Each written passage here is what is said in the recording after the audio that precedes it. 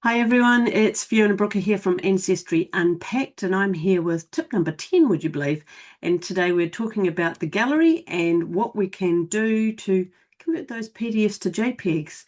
Because if you remember when I was last with you, we had uploaded this document to Elsie Woodridge's gallery, which was a letter about her coming to work for the post office telephone department.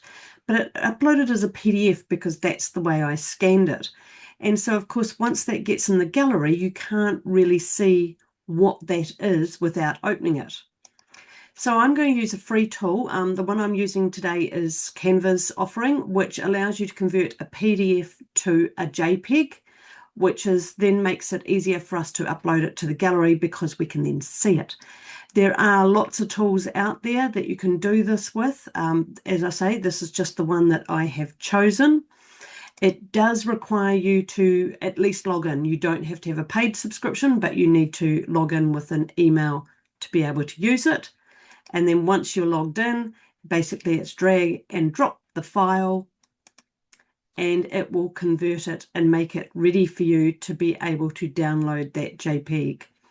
Now, I could have opened the PDF and used the snipping tool to do that if you're on a Windows PC, but the quality of that won't be as good as if I've just created the JPEG here and downloaded it. Now, when I did do this scanning, I was really naughty and I didn't sort of do a pre-scan and adjust what the scanner was doing. So I've got all this white space around the document. So I thought I might do a wee bit of a cleanup with that as well. So all I have done is I'm on a Windows PC. I've basically just double-clicked on the image to open it up. And then up in the top left-hand corner, I have that really cool edit button. And if I click on that, one of the options that I get straight away in that top menu is to be able to crop.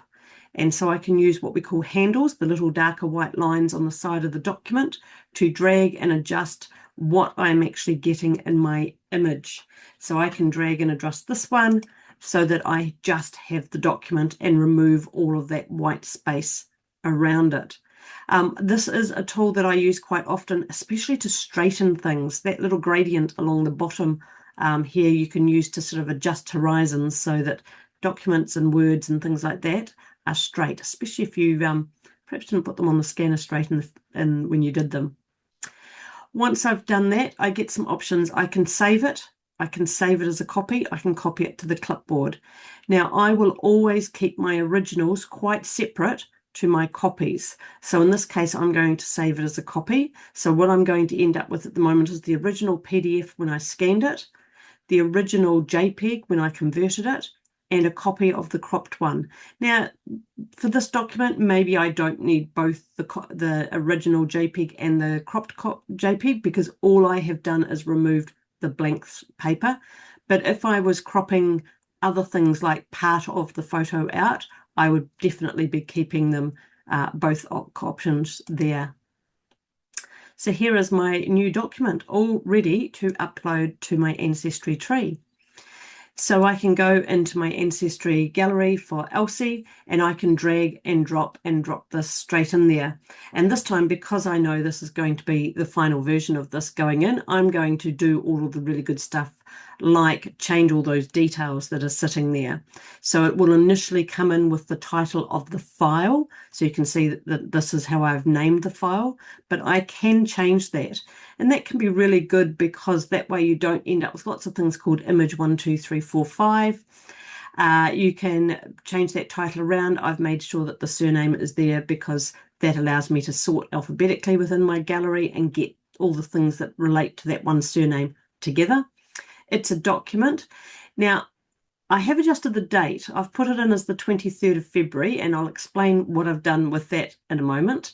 I've put a bit of a description in there, the fact that I purchased this secondhand from a shop as to why I've got it, and a little bit of the transcription. And in that transcription, I've put the fact that the letter's dated the 23rd of March, but she had to arrive at work on the 4th of March. It's a little bit hard to arrive if you haven't received the letter. So I think there was a small clerical error there in what was sent out to Elsie in the first place. And also we know from having a look at those post office registers in the webinar exactly when she started. So that's now sitting in my gallery, and I can also then create an album for this part of my family. Go back and have a look at some of the earlier tips about creating albums as well.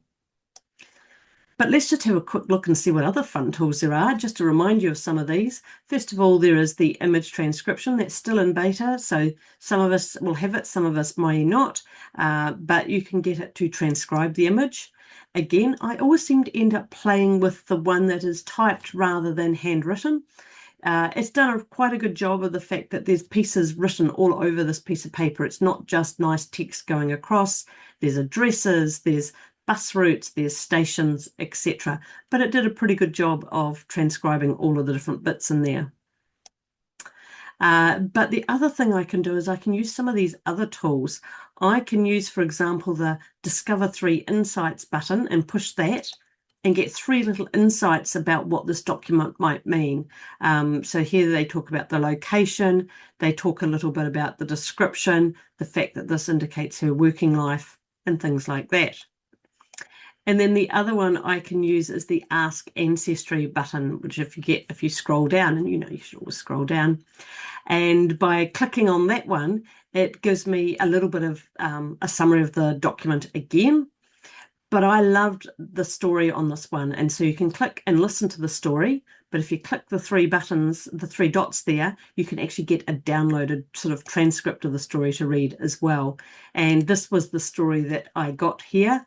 I'm not sure whether the AI has been so clever as it's written the story, whether it picked up the date thing itself or whether it picked it up from my description. Who knows?